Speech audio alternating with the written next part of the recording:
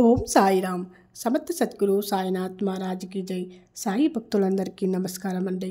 సాయిబాబా దయ వల్ల ప్రతి ఒక్కళ్ళు సంతోషంగా ఆనందంగా ఉండాలని మనస్ఫూర్తిగా కోరుకుంటూ వీడియో చేస్తున్న బాబా సందేశం ఏంటంటే, బాబా తన భక్తులను సవమైన మార్గంలో నడిపించడానికి ఎన్ని జాగ్రత్తలు తీసుకోవాలో అన్ని జాగ్రత్తలు తీసుకునేవారు. వాటిలో భాగంగానే షిరిడీలో తన భక్తుల చేత నిత్యం గంధపారాయణము చేయించేవారు. దీనివలన భక్తులు మంచి చెడులు విలక్షణ గ్రహించి సన్మార్గంలో ఉండటానికి ప్రయత్నించేవారు. అంతేకాకుండా ఈ గంధ పారాయణం వల్ల వారి సమస్యలకు సమాధానాలు కూడా ఈ గ్రంథంలో నుంచే పొందేవారు. ఈ రకంగా బాబా ఒక్కొక్కరికి ఒక్కొక్క గంధ పారాయణము ఆదేశించేవారు. కాకాసాహెబ్ దీక్షితుకు ఏకనాథ రచించిన భాగవతము, భావార్థ రామాయణాలు ప్రతిరోజు చదవమని చెప్పేవారు. బాబా సమాధి తర్వాత కూడా నానాసాహెబ్ ఈ పద్ధతిని పాటించేవాడు.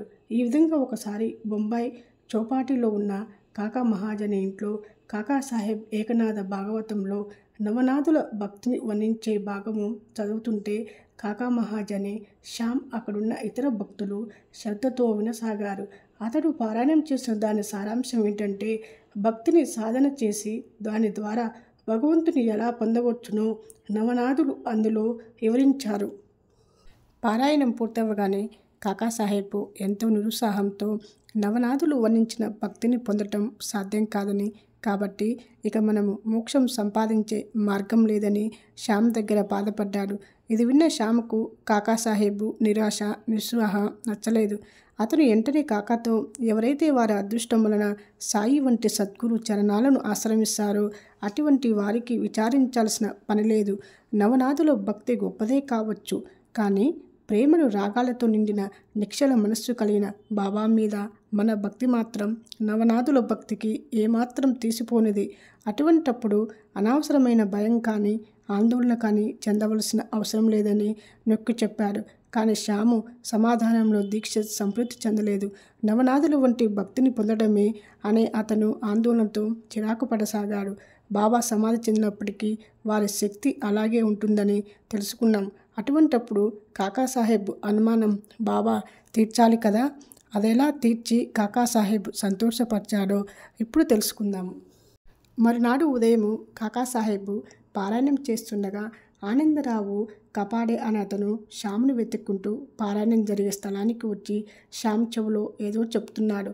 అతను మధ్యలోని తనకొచ్చిన కళ గురించి మాట్లాడడం వలన పారాయణముకు అంతరాయం ఉండి కాకాసాహెబ్ పారాయణం ఆపి విషయం ఏమిటని కపేడను అడిగాడు. అప్పుడు శ్యాము అతనితో, నిన్నటి అతని అనుమానానికి బాబా కపేడే ద్వారా సమాధానము పంపించారని, గురువు పాదాలను భక్తితో నమ్మకంతో ధ్యానిస్తే ఆ గురువు రక్షక భక్తి మనస్సు సదా కాపాడుతూ ఉంటుందని బాబా నిరూపించారని చెప్పాడు. ఇది వినగానే కాకాసాహెబ్ మొదలైన వాళ్ళందరూ బాబా ఆనందరావుకు చూపించిన స్వప్న నిదర్శనాన్ని వినటానికి ఎంతో కుతూహపడ్డారు. అప్పుడు ఆనందరావు తన కలను ఈ విధంగా చెప్పడము మొదలుపెట్టాడు.